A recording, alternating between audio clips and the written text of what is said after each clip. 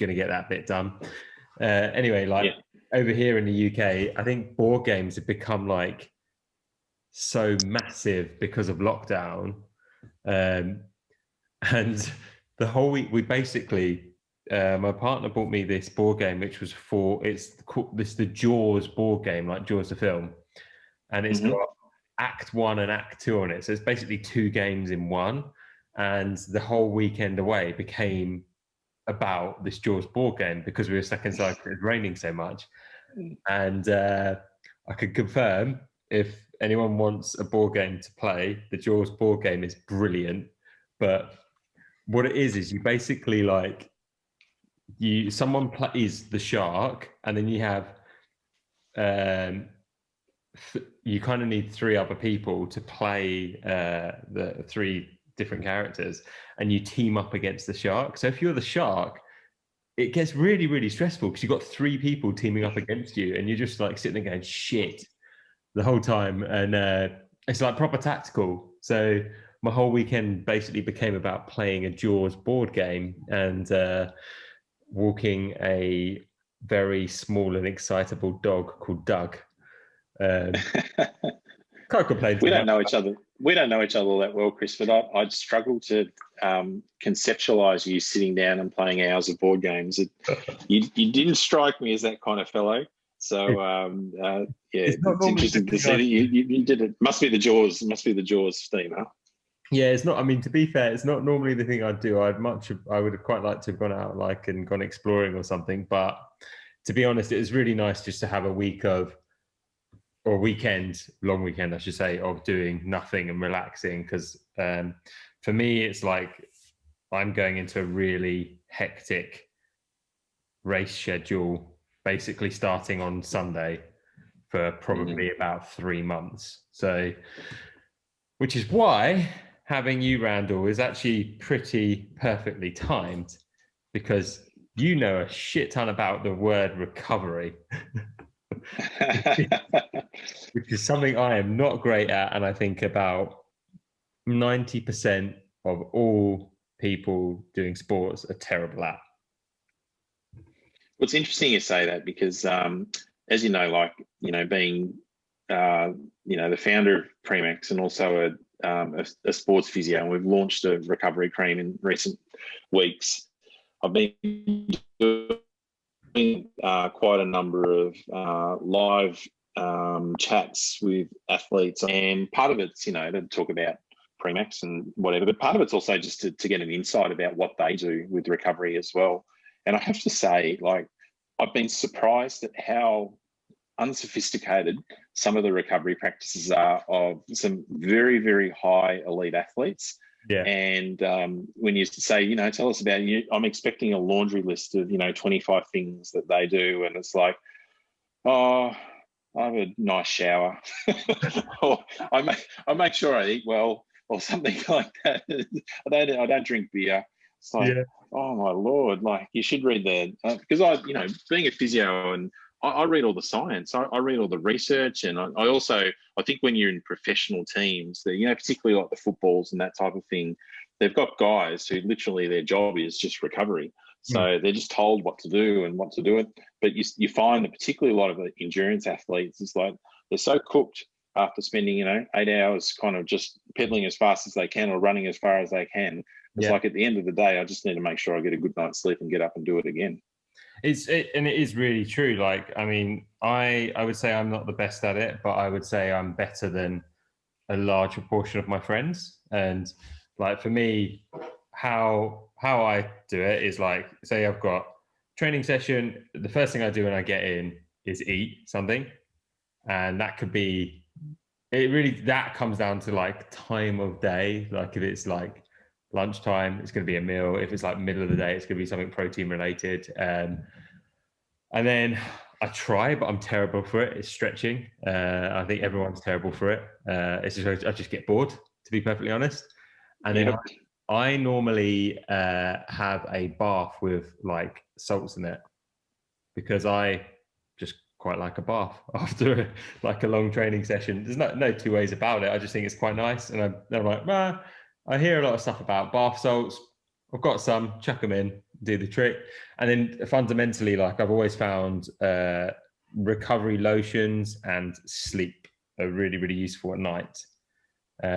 Obviously sleep at night, but I'm someone that's not a great sleeper. So for me, it's been about like dialing in a sleep routine. And that includes everything from removing these objects, mobile phones, as much as I can away from me, and like giving myself. So what I've done on my phone is I've got like something that locks everything out at like 9 o'clock, and it just stops me being able to do anything on it, which is great because it stops me sitting there like replying to messages, doing emails. Like when you work like freelance, you basically work 24 hours a day because you're always like, oh, I should sort this out, should sort this out. And so having that like lockdown feature on the phone is great because it stops me looking at it really. And I try and give myself like a period to wind down in and then get into bed. And then when I'm in bed, I've got like, I actually listen to like sounds, like soundscapes, because it helps me switch off. Yeah. And my partner's the same. Like we both have found that if we don't have anything, we end up like thinking about work and stuff so much. But actually, it's just like an ocean sound one on Amazon Alexa, and it does the job. And then the other thing that I've found really, really useful, and it's not really, I don't think it's necessarily a recovery thing, but just a general like waking up in the morning, is I've got like a sad light, which I have. What? A sad light? What's a sad light? So it's I mean, you're really lucky where you are because it's basically your winter is probably as good as a British summer, to be perfectly honest. Not quite. Depends where you are in Australia. Yeah.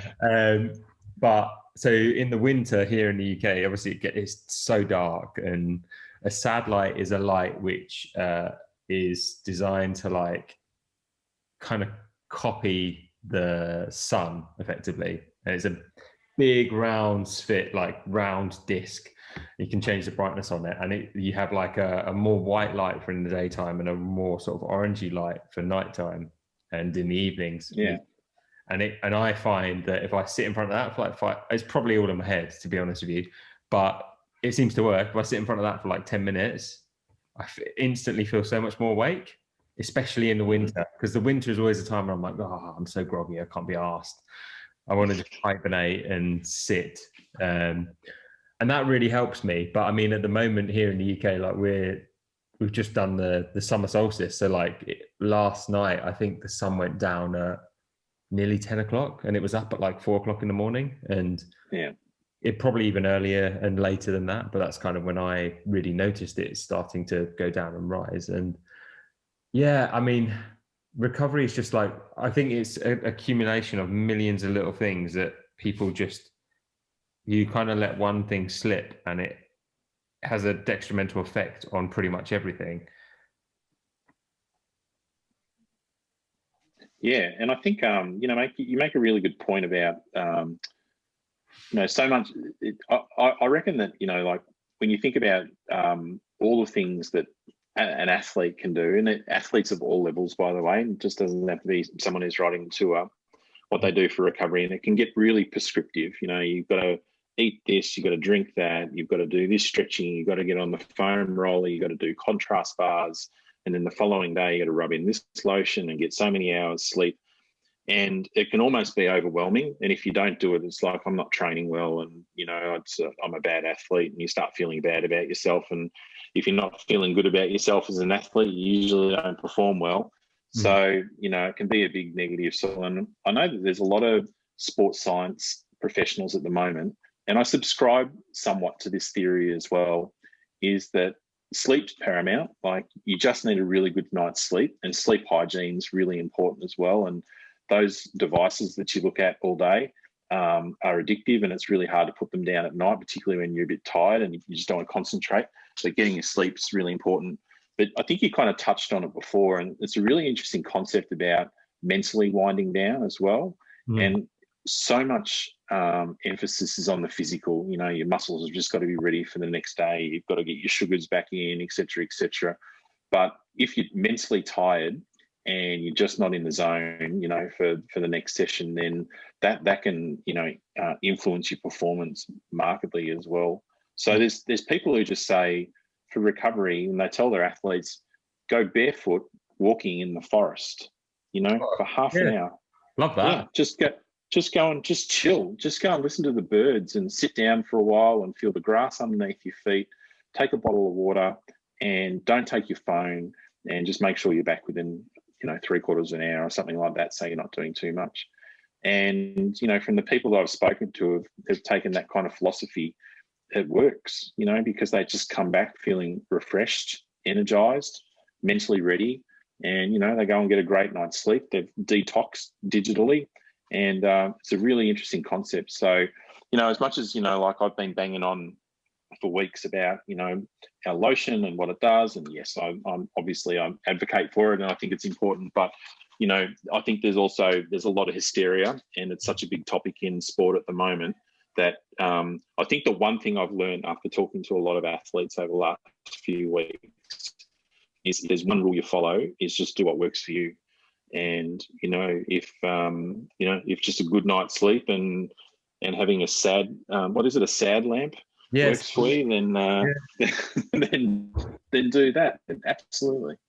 I always think like the sad lamp thing, it was one of those things that I thought, oh, maybe it's like a bit of marketing bullshit, to be perfectly honest. But then I sort of like, I'm very open about the fact that I struggle with depression and I go through bouts of when it's really bad and when it's not so bad. And it generally is worse in the winter. And I put a lot of that down to it just being darker and more like dull. But also, so I used to live in central London. I used to live in Shoreditch, so pretty damn central. And I moved out to the Peak District in end of March. And here in the winter, I mean, March, it was like, it's still pretty horrific weather, but there's so much more light, like just so much more light outside. And my place where I now live has got like huge, like double height windows in it. So there's loads of light coming into the property, when my old place in London it was a tiny flat. And admittedly, the light was pretty good in it, but it felt very small and like compressive as well. And just having the additional space has really helped with that side of it mentally as well. And recovery is as much as you said, it's a mental thing as much as it is a physical thing. Because if you know that like tomorrow you've got to ride or run or swim, whatever it is for, I just think for myself, I've quite often got 4, 6, 8 hour training rides that I have to do. And if if your head's not in it, it's going to be like 6 or 8 hours on a bike. If your head's not in it, it's going to be shit. So you need to like mentally kind of like be in a good headspace to kind of deal with that. And like for me, it's been anything and everything from, as I say, the sad light, sleep, making sure I'm eating well, and trying to keep myself mentally on the right train of thought. It's always about knowing what the goal is, like why you're doing it. And if you don't know why you're doing it, then it's like, is it really worth it? And you sort of start second guessing yourself. And as I say, this period for me, basically from really this weekend coming until October, end of October, is just like 100-mile time trial, 24-hour time trial, 12-hour time trial, 10-day gravel race, 5-day gravel race, 10-day race across the Pyrenees, rest. That's basically it. and I've always found it's like there's always like a period like this in the year where it is just really hectic. And I've always found it's really good to have that little break just before, have a bit of reset, eat what you want, have a couple of drinks with your mates, just chill out. And then you're kind of like mentally psyched to go into it. And you're like, yeah, it's good. I know this is going to be the way it's going to be for the next few months. But last year when I did this ride, which was 107 miles every day during the Tour de France across the UK, and that was a thing I did for charity. And I have to say the warm-up cream, probably the best thing I packed, full stop. And I shouted about it quite a lot, because first of all, the size of it was perfect for the amount of days I ran out on the last day, which was hilarious. It was like the last day riding back into London, and I was like, "Yep, that's it, empty, perfect. Leave the packet in the place you're staying." And I heard that. Was it how long? Was it 21 days that you did? Is that right? 21 days, yeah, and Yeah. Okay, so 21 applications, huh? In 100 grams. So yeah, perfect. It's perfect on my, and I used it. The bit that it worked really well on was my back, shoulders, because obviously, like, you think you're riding 107 miles every day for that amount of days, you're gonna get aches and stiffs, and it was all across my back and shoulders, and then just waking up my legs in the morning, to be honest with you, because they're just heavy and a bit shit, and there's something very satisfying about the last day, just going, that was the perfect size. And just what was it? What was it that you liked about it? Was it the heat in it? Was it that just you felt like it invigorated, like you're tired? Well, it wasn't just your legs, obviously. Was your upper back and neck and whatever? Was there anything else kind of in that product that just helped? The heat was the thing that I really liked, and I really liked the fact that I felt like it sort of kicked in, a couple of like 5 minutes after application. And it was like I'd put it on before I'd put it on, had breakfast, and then it was like, oh, that's cool. I felt like I've had a nice meal, had a coffee. I'm kind of feeling good now. I'm ready to get I'd already be kitted up and everything, but I was like that little warm up thing was like, I don't know, it just felt like it as quite literally warmed my muscles up in as cheesy a way as that sounds, but like, whenever I was waking up in the morning, I was just feeling very heavy-legged, and there's nothing really you can do about that when you think of the fatigue over that period of time. And just anything that gave a little bit of a help was kind of worth a million pounds to me. And it was, I think, the warm-up nature of it, and the fact that it was like, especially on my back, it's like warm and tingly, and I was quite like, oh, it's quite nice while I'm having breakfast.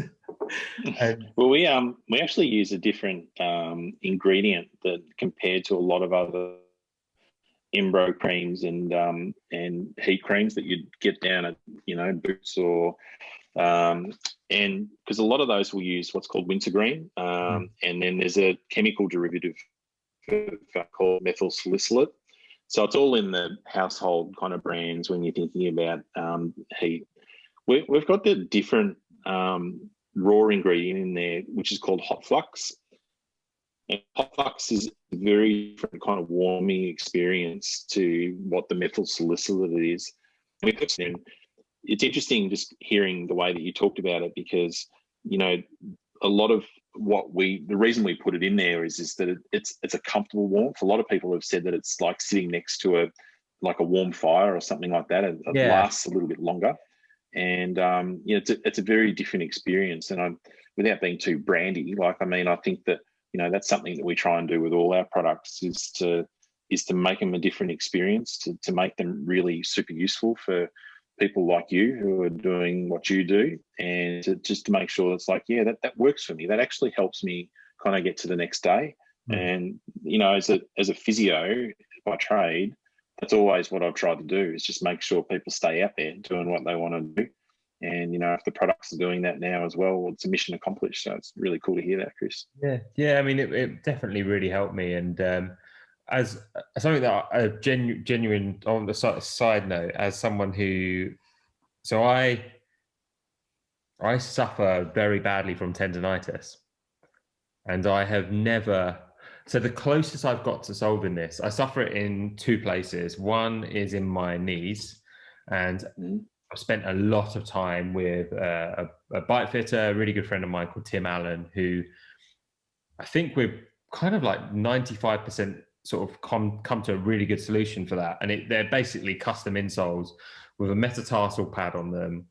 And the metatarsal pad just pushes up the base of my foot, and it stops me like crunching my toes in, when that's the thing that causes the tendonitis to flare up.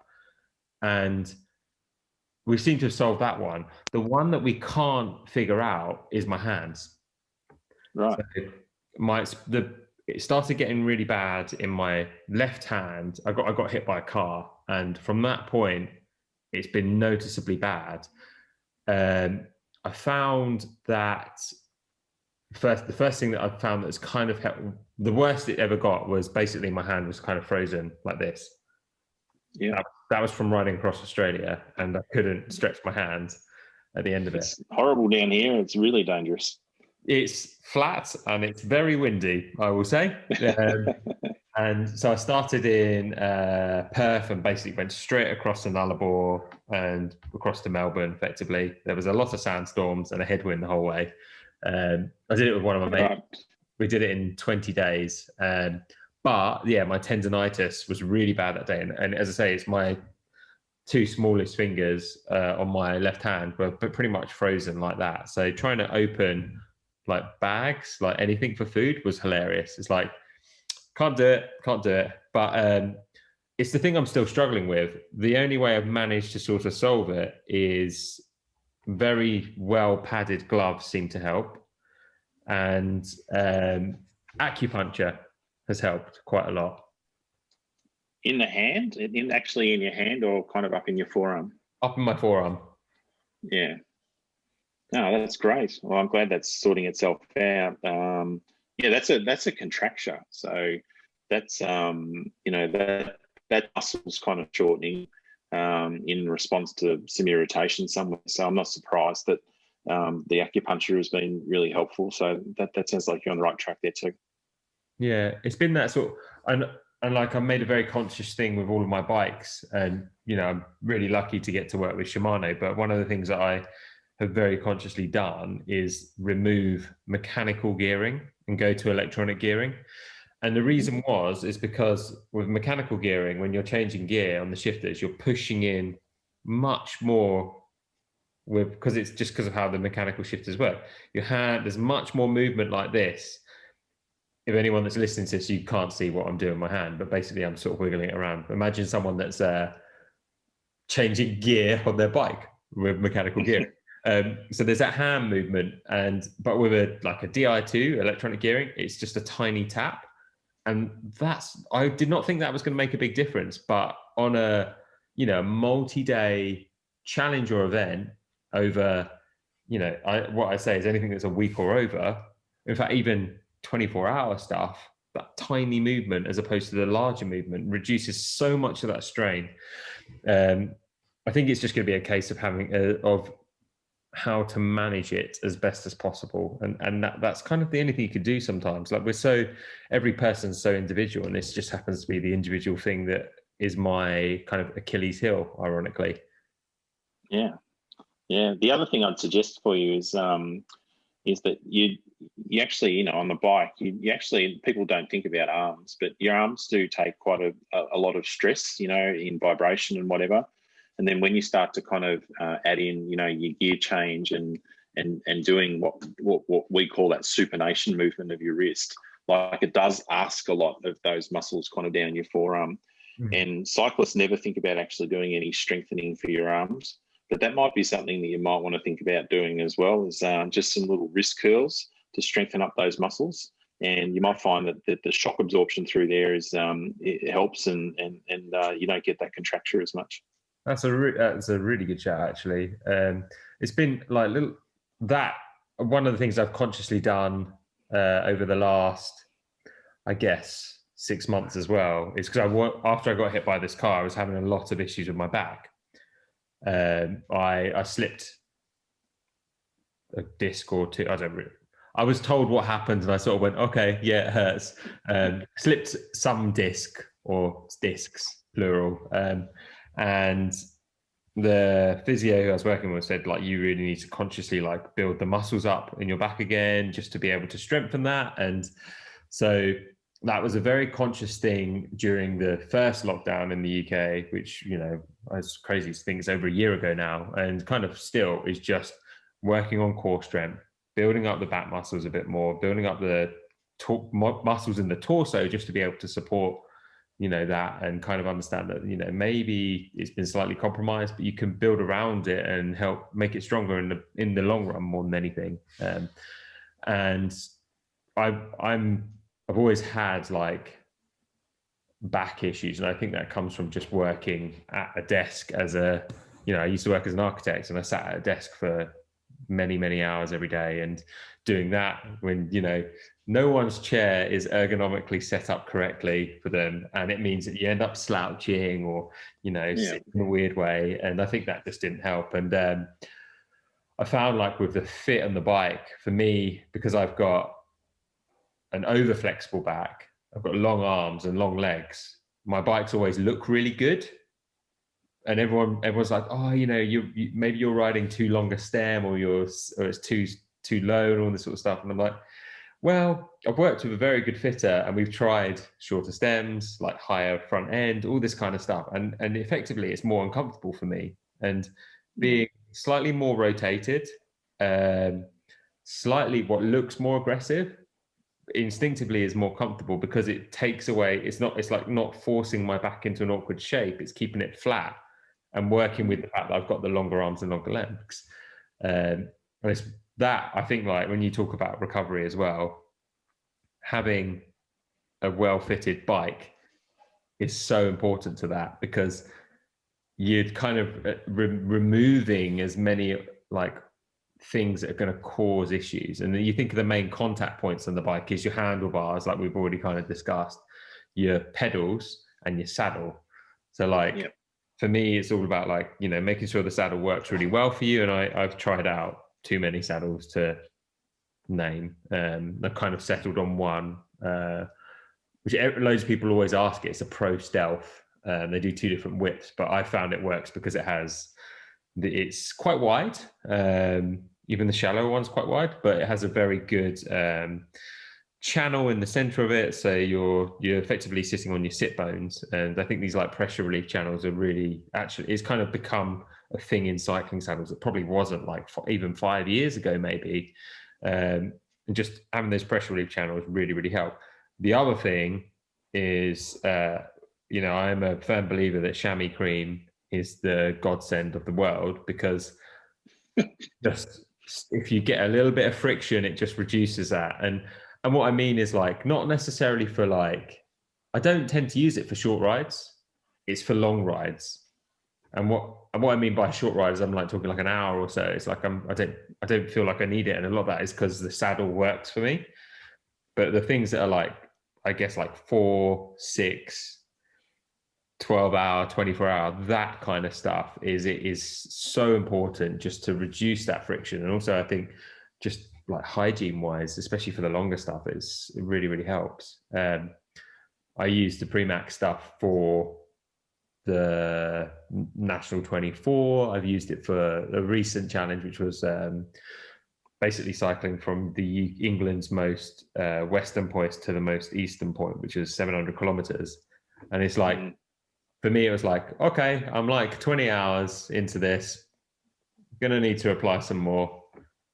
And it's more than anything, I think same thing, it's probably a psychological thing. It's like, I'm reapplying, I'm kind of like stopping a bit of that friction and uncomfort just by reapplying. And it feels a lot better. And also I think in my head, it's a bit of like a mental refresh as well. It's like brushing your teeth. That's something else I always do for long stuff, is I just brush my teeth. Because I'm like, oh, I've got rid of that salt, that sugary taste of that film that goes over your teeth from eating crap. And instantly it's like, oh, I'm fresh again. And I found like all these little weird little hacks really, really help. And a lot of the like recovery products and, as I say, chamois cream, quite literally, reapplying that kind of stuff for the long distance stuff, it's that mental reset, and it allows you to go again and sort of go, I break things down into 4 hours, and it's like, I can go, say 16 hours is done. And it's like, well, okay, reset. We can go again. Brush the teeth, apply some more chamois cream, get some heat rub on the legs, carry on. It seems to work for me. Well, it's routine. And I think the other thing that, like it helps with you is like you say, it's a break. And I think that with what you do, that break can be refreshing. It's actually interesting because, not that I do what you do, but years and years ago, I did a walk, and it's called an Oxfam walk here in Melbourne. It's 100 kilometres. And I remember I got about 12 hours into it, and I felt flat. I knew that I was drinking appropriately. I was fueling along the way. I'd trained that much before, but the group that we were walking with said, let's just stop. And we stopped for 20 minutes. I sat down, had some pizza, and when I started walking again, I was like fresh out of the wrapper. I just felt great. And the only thing I could put it down to is it's not like I ate an enormous amount of food or anything, but it was just like you said, it was a reset.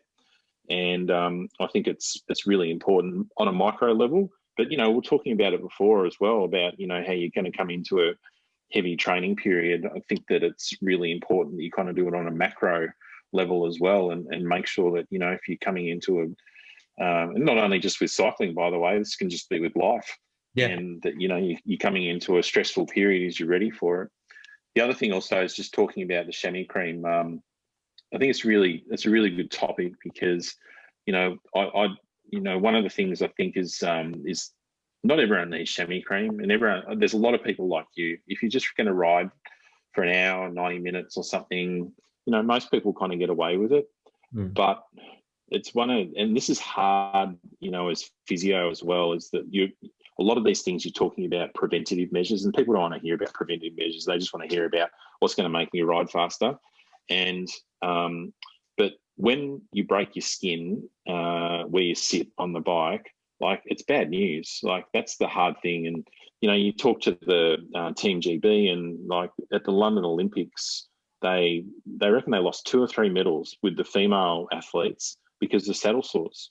These guys, they were playing around with their pitch of their seat and, position of their bike. They were using this chamois cream, and they tried that chamois cream, and they just didn't get it right, and under their own admission. And they actually had this big, massive internal review about how they can decrease the chance of getting saddle sores again. And I suppose following on from, what we we're talking about a bit earlier, is you've just got to do what works for you. And I know that guys who ride in the Pro Tour and haven't used chamois cream in the last 10 years. And I know other guys and women, I should say, who are in the Pro Tour, and they use chamois cream every single day of their life. So, yeah, everyone's skin's different. Everyone, needs different care and attention. And I think that, again, without kind of being too Premaxy about it, but that's when we put our chamois creams together, like we think about 3 components. The first is that as a lubricant, it's just got to work. You've got to be able to trust it for 4, 5, 6 hours in the saddle and know that it's not going to let you down. The second thing is that, it's got to have antibacterial component as well. And there's a lot of brands that will put tea tree in, and tea tree is terrific. Actually, it's the best natural antibacterial there is, but it doesn't cover every bug. And that's why we pick 3 or 4 other, 2 or 3 essential oils that we put in there that essentially broaden the spectrum compared to what just the tea will do. And then the third thing is we want to make it skin conditioning, because even if you do have chamois cream on, if you're going to be having a big, 3 months, 2 months, or whatever you're going to do at the moment as well, it's just that repetitive kind of stress that can kind of break down skin over a while. It may not just be that one session that you do or that one ride. It can be a cumulative kind of effect. So it's actually restoring condition and repair, having things in there that actually try and help stimulate repair of your skin. So when you do kind of jump on the next day, you're feeling good as well. So a lot of people just say, just put pseudo cream down there and it's just a lubricant. And it's like, no, it can be a little bit more sophisticated and nicer than that. So that's the way we think about it anyway, Chris. The thing is as well, like, it's interesting you said about the recovery side of it. Is like I especially after the big challenges and rides, I will just put chamois cream on anyway, like just walking around my flat or house now, because, and I think it is because of kind of understanding there's the antibacterial aspect of it. And in my mind, I've always just been like, okay, so there's an antibacterial aspect of it. And, you think about it very logically. If you're riding, so the last challenge, the coast-to-coast one, which was 29 hours and 43 minutes of riding, pretty much non-stop. Like, if you think about that in a logical way, whatever you think about it, you're going to, just because of the repetitive position, sitting on a bike for that long, you're going to get a bit sore and uncomfortable. That's just the nature of it. No one's a robot here. And so, I mean, the like week afterwards, I was just like generally just applying it because I was thinking, this is just going to help. It's just going to help long term with that recovery thing and feeling fresher as soon as possible. The ironic thing of that is that I finished that on the Sunday, and then I came back to mine. I think it was on I think I got back home on like Monday morning at some crazy time. We basically drove through the night to get home. And then I had my first COVID vaccination on the Tuesday. Not the wisest decision in the world. Very wise in the sense of getting it done. I booked it basically to get it done as soon as I could. But in my haste of booking it, I did not put two and two together. My body was already very, very fatigued. And I'm just shoving a load of a little naughty little bug into my system, which does generally take your immune system a little bit lower than you'd probably like. And I was probably pretty much out of it, I think, for a good week and a half, just gone. I had my first dose and got home. I didn't even make it. My house is on 3 floors, and the top floor is the bedroom. I didn't even make it to the bedroom. I made it to the sofa and just passed out. And it was like that for a couple of days. And I don't know if I've been trying to I've been seeing quite a lot of stuff about athletes and general people talking about how the vaccine has affected them, and it's fascinating how different the response is, and it's very individual. Like some people are saying like, oh, I didn't get any side effects, nothing at all. And then some people like 2 weeks, completely bedbound. Some people like me, I was kind of like probably in the middle, a good week of feeling pretty groggy and crap. But I've been like keeping an eye on my resting heart rate and heart rate variability during it, just out of curiosity. And my like resting heart rate went up 10 beats. And that's extreme. That's pretty extreme. Yeah. But it shows how hard your body's working in those kind of situations. And you think that's maybe more the extreme side of it, having done, this long distance ride and then having the vaccine. But I found that tracking relatively loosely things like resting heart rate and heart rate variability has helped me kind of get a good steer on when I'm fatigued, when I need to spend more time on that recovery, that rest, and sort of making sure I'm getting a solid night's sleep and I'm eating well, because it is noticeably higher. And then equally when I'm probably running optimally, where it's at the general sort of level, which is pretty good. Like my resting heart rate is generally 42, I think. It's pretty low. It's low. I did get it was down to 37 at one point, which is very low. I was getting like alerts on my phone saying it was too low. You get an alert, basically like an alert saying like your resting heart rate is dangerously low, and I was like, shit. It probably sits at about 42 at the moment, which is pretty good. But I've had it during my just after the vaccine, it was like 56. So it's pretty noticeable as an increase. And I find it fascinating how that's something that people probably don't think about in their routine. Like there's so many aspects to this, and we're kind of covering a bit of everything, to be honest with you. And I think what's so important what I'm trying to say is what I think is really important to remember is, life stress does affect your recovery. And what I mean by life stress, I've just been talking about me when I had the vaccine, but job, if you've got kids, if you've got a partner, if you've got, I don't know what it is, like, and those kind of things, like just normal day-to-day things, they add to this stress. And I think a lot of people discount that quite often in recovery. They go, someone's like, oh, I'm going to have a rest day today. And on their rest day, they go and walk for like 2 or 3 hours. Now, I don't class that as a rest day. That's a big walk, That is a big walk. Yeah. That's like, 20,000 steps. That's a big time out walking. So that's not really actually allowing your body to rest.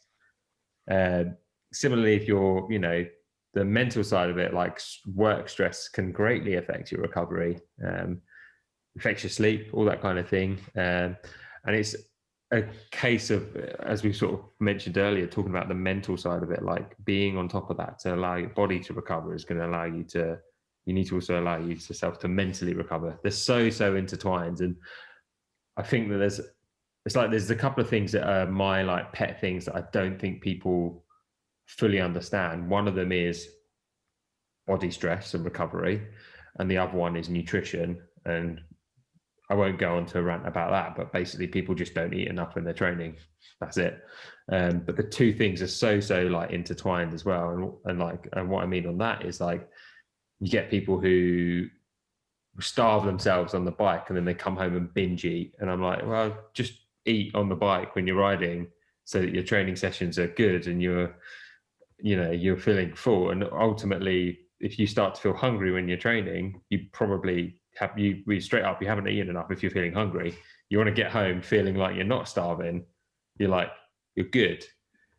And so many people come home, they open the fridge door up, they see like a massive bag of like, I don't know, I go Australian reference, Tim Tams, a massive bag of whatever it is, and open it up and just plow them down.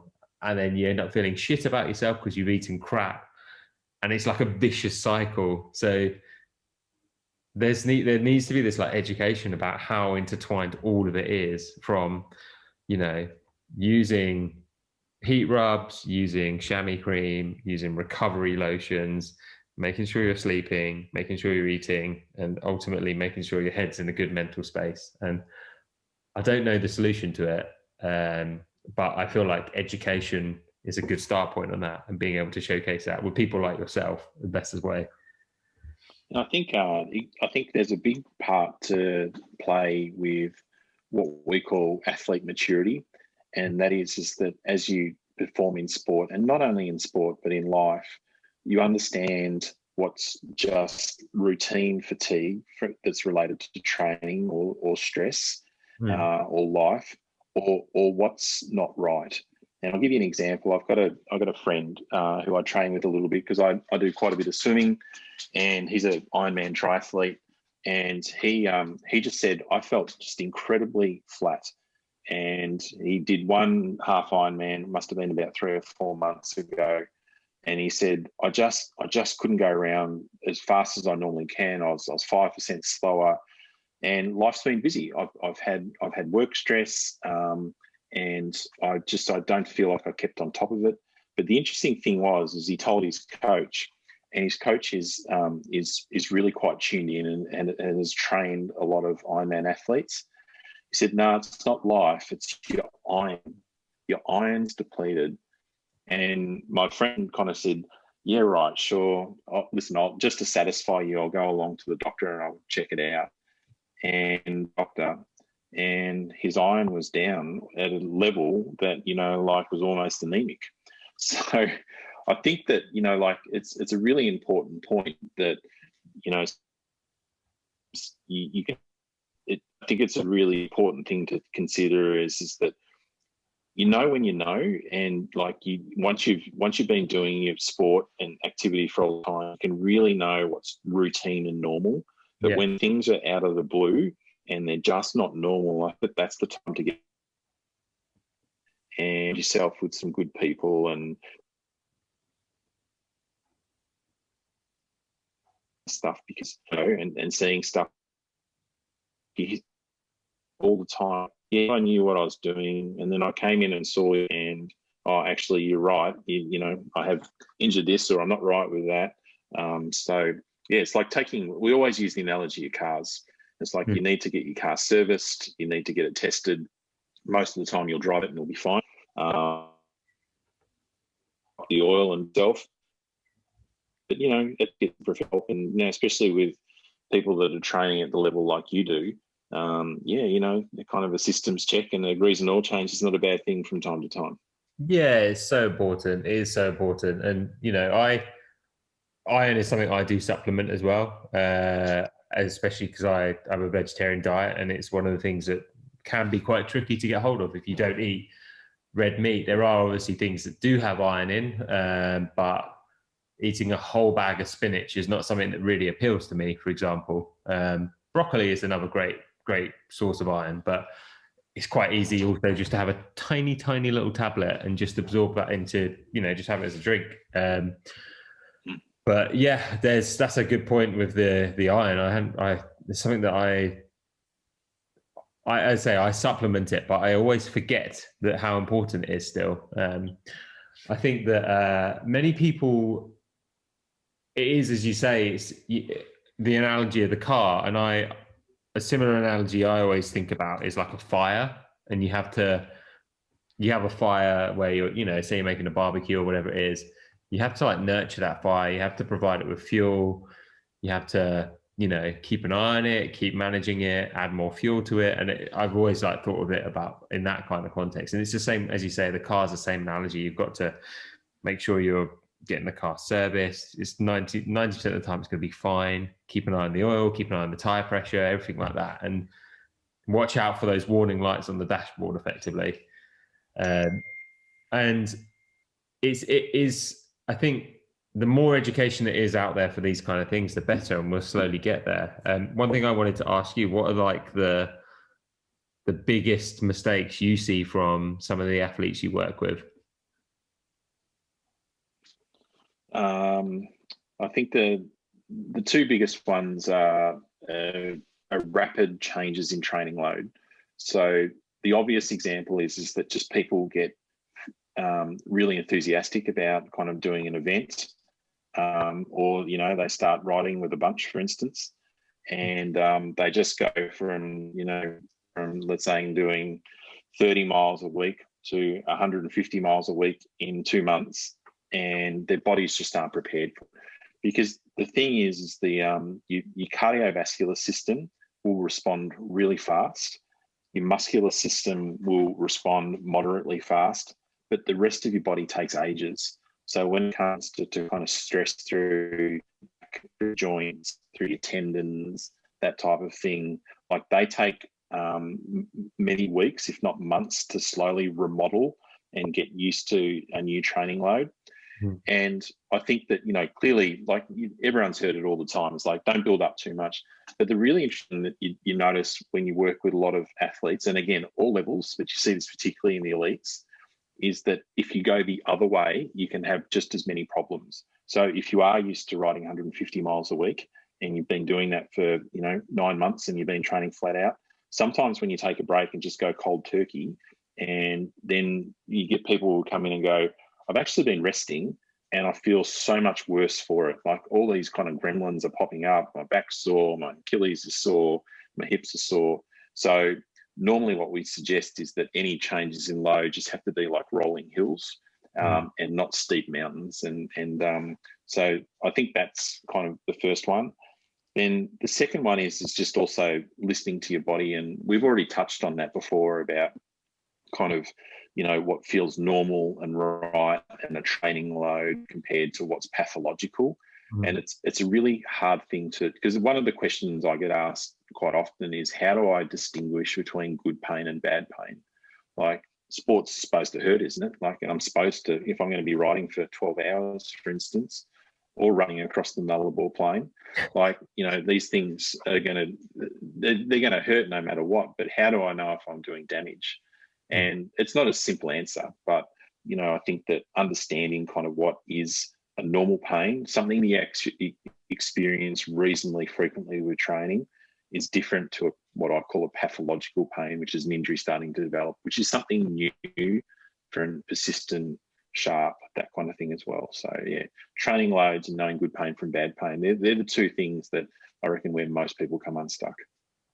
The pain, I'd agree with both of them, especially the pain one. And the pain one resonates with me because I get asked it a lot with the ultra distance stuff. Is like, how do you, like, pain management is 100% part of those kind of races. It just is.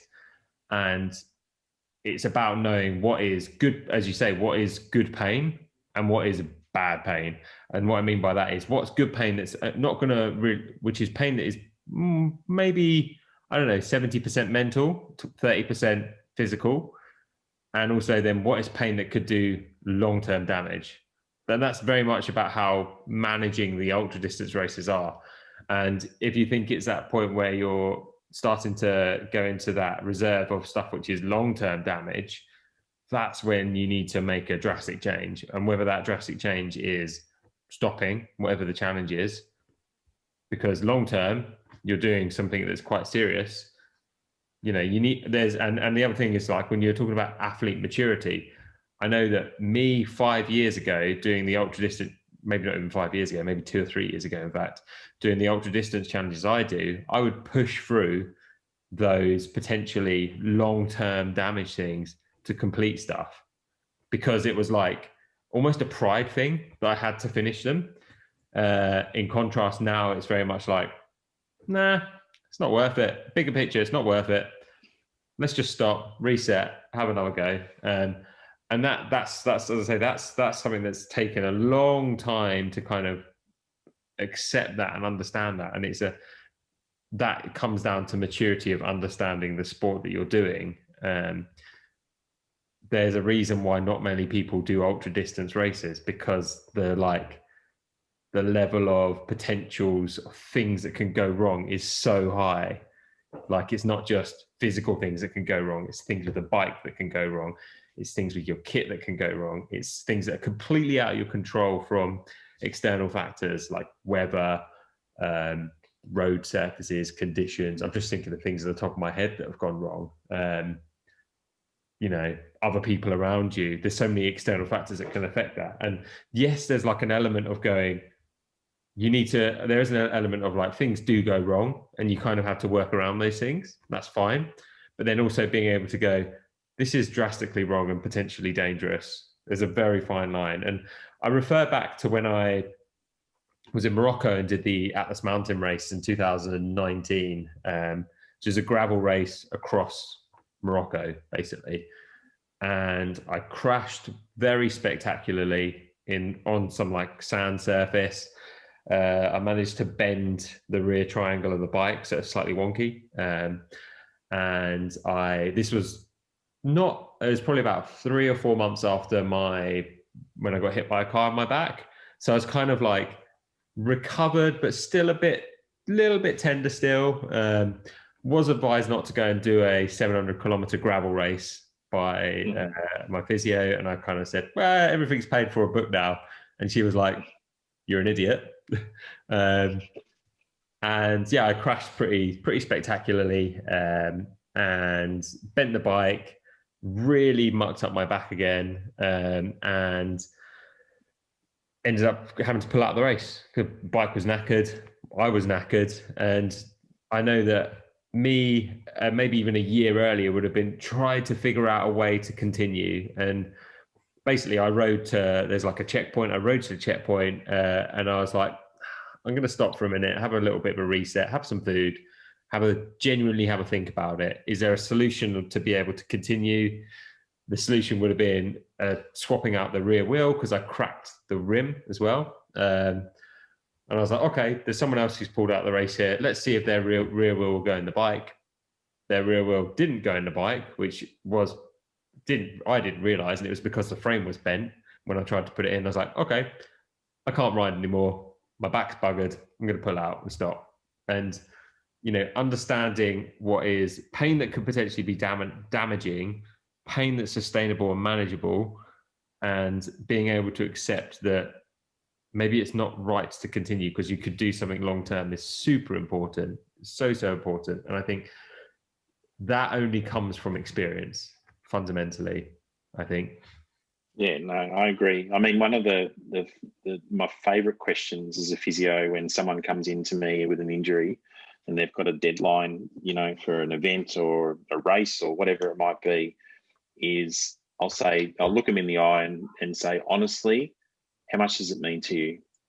What does doing that race really mean to you?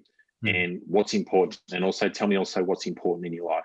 Is it important that if you did that race and that was the last race and you won it and you're happy, that's great. But is it more so that you would prefer, we're talking cycling, you know, to keep riding for the next 25 years, you know, pain free? And when you kind of frame it up that way, like, people sometimes get that perspective, and it's a unique, I suppose it's a different kind of question from a physio, because a lot of the time when people come in, it's just like, all right, I'm going to ask them what their goal is, and we've just got to get them for that goal, ready for that goal, no matter what. But I think you're right, and that is that, like, how important is it to you, and how bad is this injury? Is it just a little bit of soreness, or could you really do some long-term damage by kind of pushing through?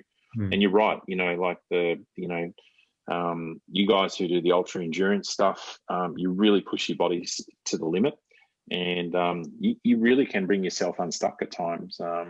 And yeah, I think you make a really good point, Chris. So, and it sounds like you made the perfect choice when you fell off your bike and bent the triangle as well, for sure. Yeah, my partner was coming out to Morocco for a little holiday after the race, basically, and I texted her and I was like, "Yeah, I've just pulled out. I had a bit of an accident," and she was like, "What's happened?" And I didn't really fully tell her because I knew she'd worry.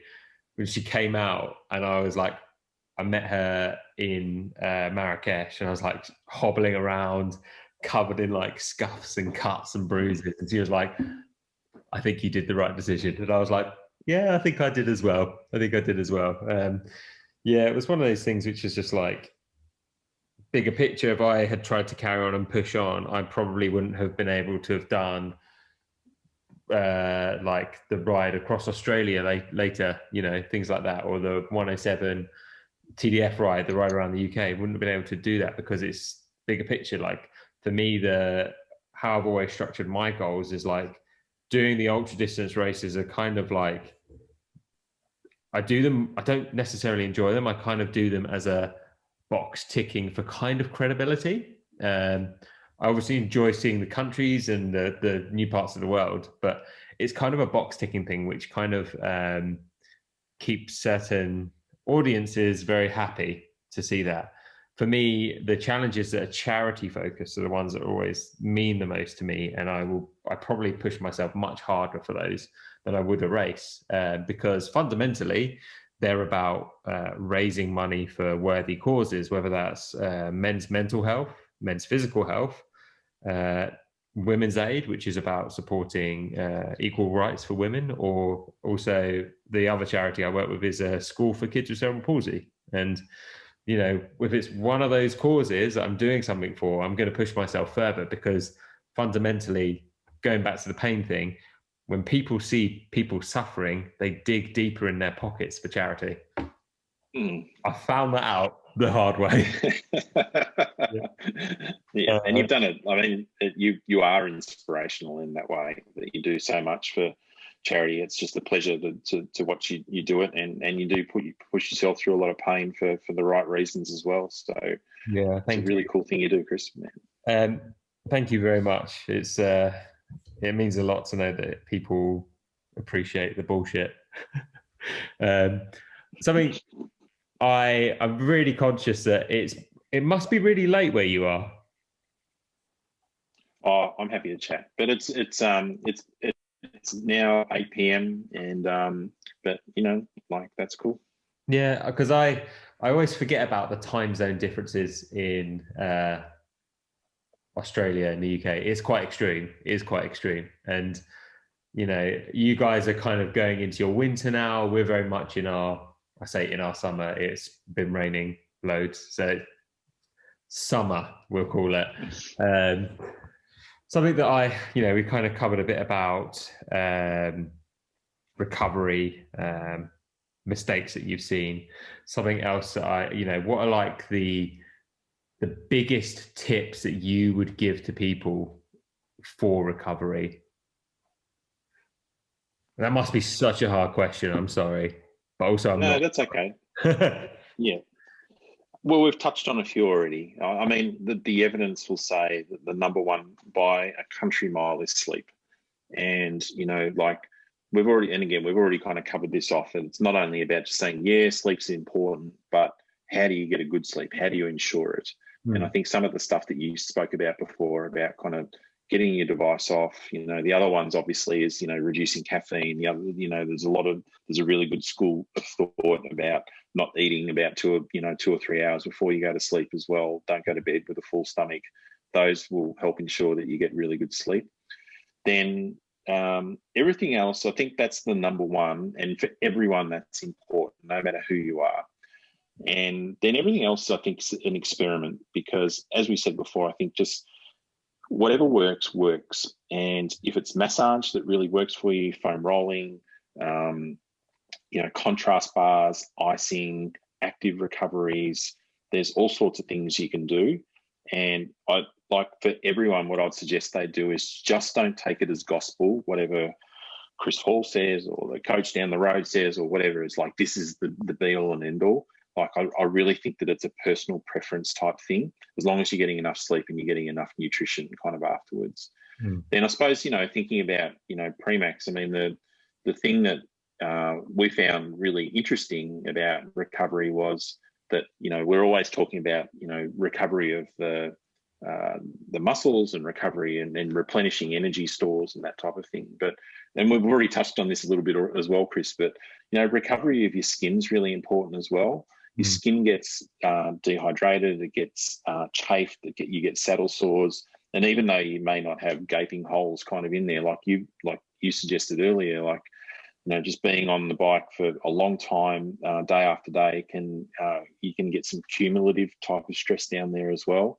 So that's why we put this recovery cream together, is to essentially kind of help the skin bounce back after sport. So it's ready to kind of go the next day. And we put sour cherry in there as well. So the sour cherry is a fruit extract that can help accelerate systematic recovery as well. So in answer to your question, sleep and whatever else works.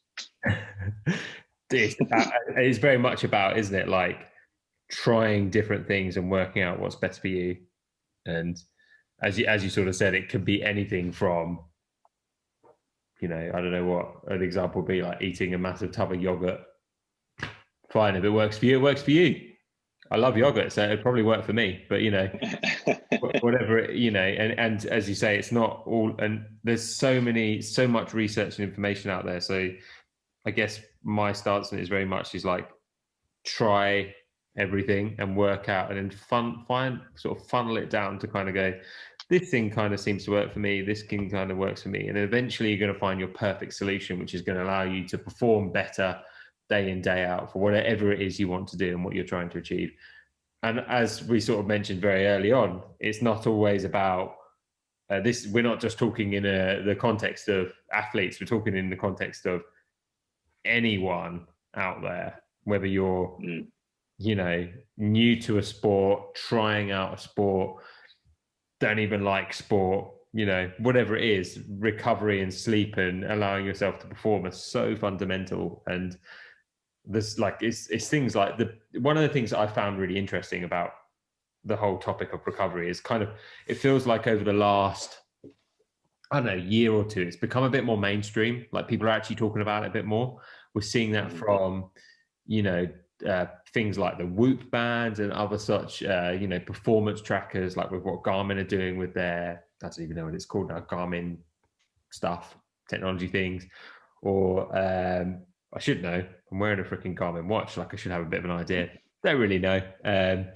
But, you're seeing it from, brands like Garmin, Whoop, Fitbit, Apple Watches, whatever it is, that the sleep thing and the recovery thing is starting to be talked about in a more mainstream sense. And I find it quite interesting, like with Whoop, for example, how their podcast, they don't just talk to athletes, they talk to businessmen and businesswomen and discuss like how day-to-day life stress affects them.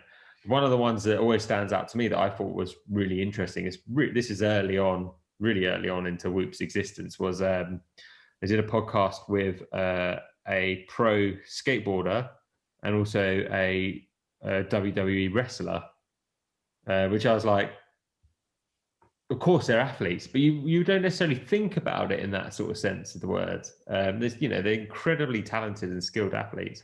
And it was very interesting to hear that, like, the wrestlers in particular, they weren't really talking about, when they were talking about recovery, they were talking about it in the sense that they travel so much.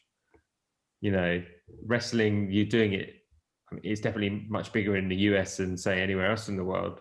But it's, they're traveling state to state where they're doing a performance for a night or 2 nights and then traveling again to another state. And they might be in a truck or on a plane, whatever it is, but they could be traveling for like 8-10 hours and then having to perform again the same night. And that's where like listening to their stance on recovery is really interesting. And, you know, we give it or leave it as a device. I have a bit of a love-hate relationship with it. I think it's very clever. I think it's very expensive. I am wearing one, but equally, as I say, I think it is clever and very expensive, and maybe prices a lot of people out of what they provide. But also, there are much varied and other cheaper options out there. As I said, things like you know, you can look at things like the Apple Watch or Fitbit, etc., etc. who make those different things like that. I did also see that there's a brand that's bought a ring out that basically does a very similar thing. I can't remember the name of it, but I thought that was quite interesting because it's quite subtle. Yeah, no, I've heard of that as well. I can't think of the brand either, but yeah, and going back to your point about our recovery is not only just for athletes. I mean, you know, I run a company. It's busy, it's growing. I've got long days, and as much as I, you know, enjoy exercising, like I'm also thinking about recovery in context of making sure I can wake up tomorrow and put in a really productive day, and you know, try and keep Premax kind of on track and doing a good job. And if you think about the fundamentals of you know, making sure that as a professional and a business person that you're doing the right things, what are they? Eat well, sleep well, get some exercise, stand out in nature, maybe get some massage. Like there's a lot of crossover between, you know, performance as an athlete and performance as just a general human. And, you know, I think that, yeah, like we were talking about earlier, there's so much emphasis on being so prescriptive in sport that, you know, like, again, a lot of it, recovery, I think, is mental as well as physical. And, you know, if it's music that really kind of makes you relax, or nature, or sad lamps, like, I think that, you know, just all those things are just worth experimenting for, not only with cycling, but for life as well. Completely, 100%. And how I like to, I think you might have been given a heads up on this, I can't remember, but I always like to summarize and kind of end podcasts with 5 tips / hacks / kind of advice, and to give you some context on the kind of examples I've had previously. There was a cooking one, which was from a guy called Dov, who runs a wheel brand called Parcours Wheels. And his advice was always about putting all your herbs and spices in some oil for a couple of minutes before you cook. And I do it every time. I love cooking. And my current thing is there's a guy called Ottolenghi who makes his cookbook's amazing. Basically just doing that, putting all the herbs and spices in for like a couple of minutes just to release all the fragrance and the goodness out of them. Didn't think about that before. That was one of Dov's tips. Another one that I always refer to, and it really embarrasses Andy, who gave it. So Andy runs two bike brands, in fact, one called Spoon and one called Windy Miller, which are small, made-to-order bikes based in the UK, custom-made carbon and steel frames. And he advised that using strawberry lube is quite good for sitting a tubeless tire on a rim. I don't know why it was strawberry lube. I don't really understand the context of why he was in that situation to try it, but apparently strawberry lube works for that. So, and then you know, I've never tried it still, but I imagine if you've got some strawberry lube to hand, it would probably do the job. I've used Fairy Liquid, that works. So then they've been kind of everything from that to, you know, sort of general sort of training tips. But the reason why I asked for 5 is because I really think most people can bash out 3 quite easily. And then the 4th and 5th one are normally quite hard. And sometimes they're brilliant. Sometimes they're like so shit that it's even better. So it's over to you. 5 tips. All right. Well, I think you emailed Mia, who's in our marketing team, and I think she forwarded through the email earlier this afternoon. I read it 5 minutes before, saying, all right, where's the Zoom link? And oh, holy cow, Chris wants me to give 5 life tips at the end. So I furiously scribbled down something. Yeah. And so I did have a little bit of pre-warning, but it would have been good to actually think about this for a little, because those other examples that you've suggested are so much cooler than mine. But I'll give it a go anyway. The first is never ever stop learning. So, you know, as a physiotherapist, I got to the point probably about 7 or 8 years ago. I had a specialty in knee injuries, and you know, I was regarded as I suppose I still am in some ways as having an expertise in knee injuries, and I was kind of the go-to guy. But I felt comfortable. Like when someone came into me and saw me for a knee injury, it's like, yep, I know what I'm doing, and I didn't complacent and I didn't get bored, but I was in cruise control. And I suppose because in recent years, you know, I've flicked the switch, and I'm very enthusiastic about building up Premax to make a difference for people, is that my learning experience now has just gone through the roof. You know, I'm learning about board structures and capital investment, and you know, hiring people and motivating, and you know, diving deeper into, you know, the skin science and all this kind of stuff. And it's completely invigorating. Like I feel like I'm back being 20 years old again and learning stuff just new. And it's refreshing. You know, I'm a guy I'm totally in middle age. And, you know, like I've found that it's just completely refreshing. And one thing I've said to myself is I'm never going to stop.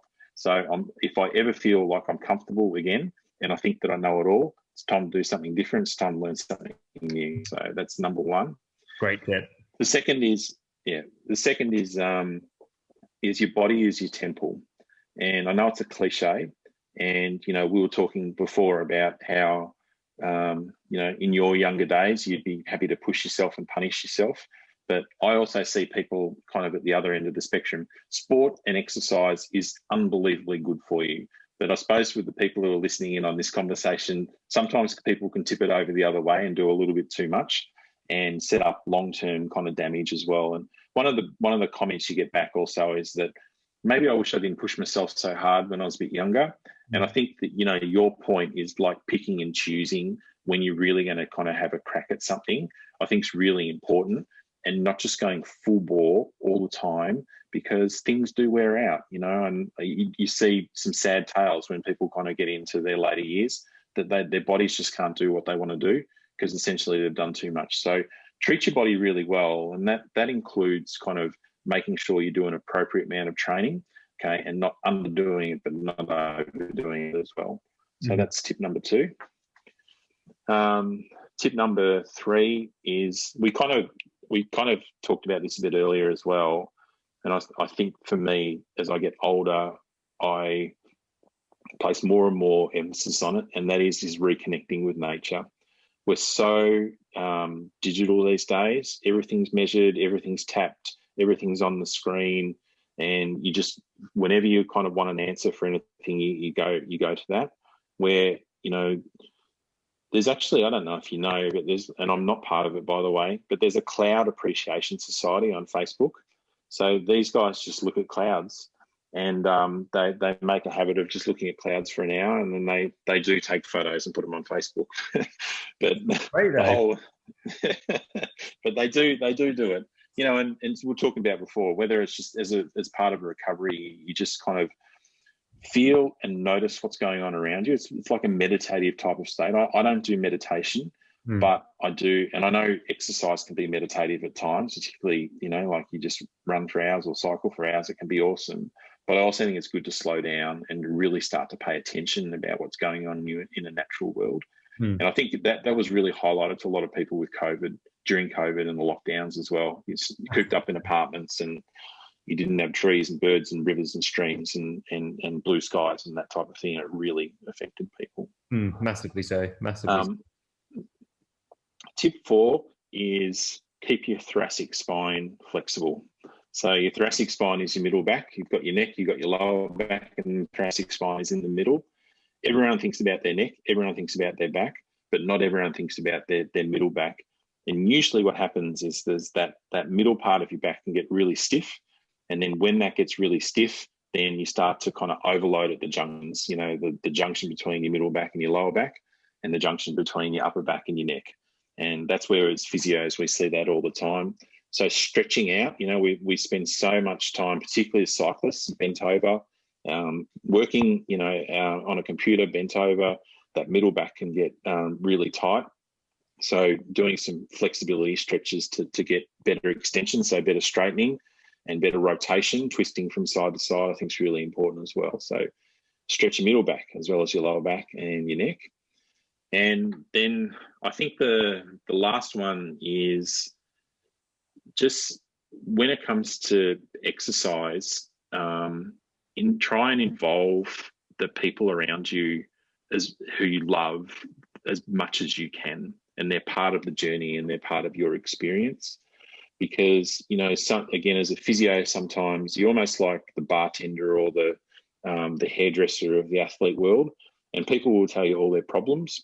And you'll kind of have people who come in who their marriage is breaking down or whatever, and you kind of drill into it a little bit, and they're training for an Ironman and they're never home. And I see that the people who do it really well, they've got kids, for instance, their kids come and join them as part of training. Like they'll ride on the bike while they go for a walk. They'll come along to the races and hold up signs for dad, and they're actually there kind of cheering them on as part of the team, rather than it just being a kind of like a totally selfish pursuit about how excellent you kind of can be as well. So I think, make sure that, with exercise and sport, that as much as you can, you kind of include the people. And sometimes it just might be, you're telling the story about your training and that you crashed your bike, or, you got swooped by a magpie or whatever it might be. I just think that, it's important to kind of include them so they feel part of it. They're my 5 tips. That last one's a fantastic one. Definitely. And I think, that's something that I try very consciously to do. And that's about, my partner comes to a lot of the races with me. And it's about she just wants to be there to support, which is fantastic. And, we'll go out for a ride together, like a day that's more of a rest day or recovery day for me. We'll go for a ride together. And same thing, it's like her brother came up here and I took him out for a ride. It was my recovery day, take him out for a ride, go for a spin, show him around the Peak District.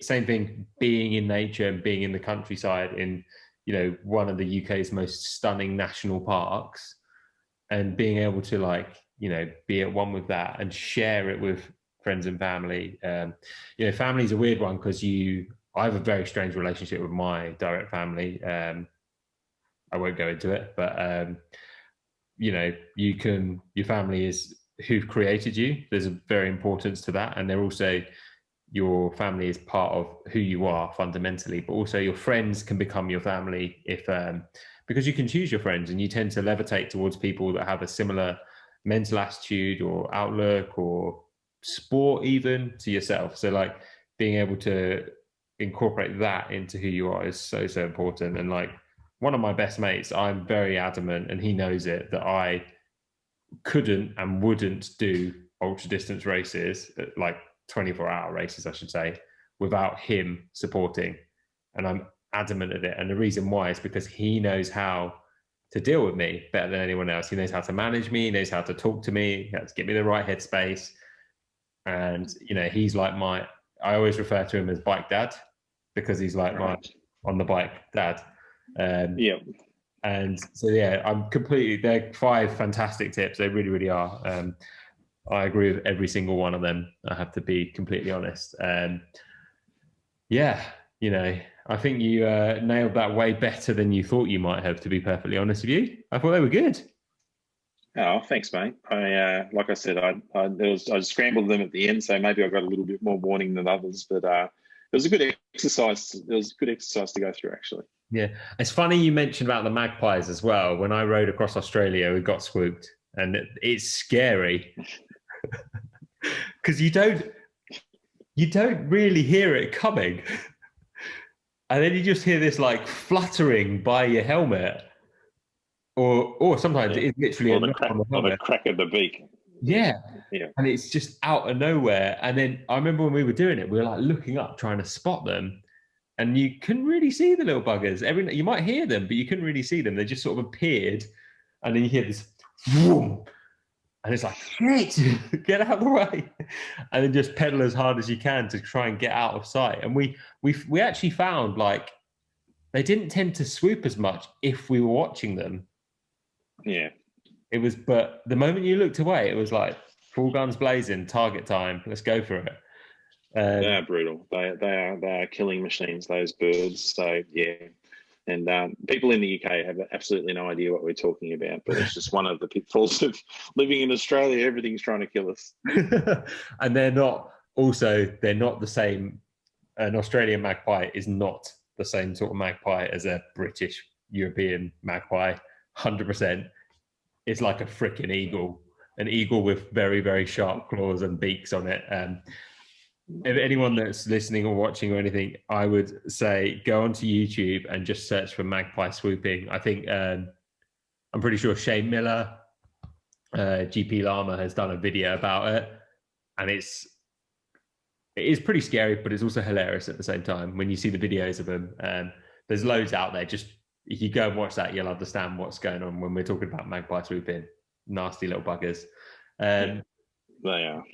Anyway, on that note, Randall, thank you so much for your time. I appreciate it. Is your, God, what day are we on? Your Tuesday evening. Have a fantastic evening. Thank you for chatting shit with me for an hour and a bit. I really appreciate it. And thank you for your, just general knowledge. It's really useful to have someone with your expertise and background kind of, I guess, like legitimizing a lot of this discussion about recovery and how important it is and how individual it is as well. Yeah, no, I've really enjoyed the last 80 minutes or whatever we've been talking, Chris. You're a really interesting, inspirational guy, and it's been a pleasure. Thanks very much. Nice one. Thank you very much. I'll talk to you soon.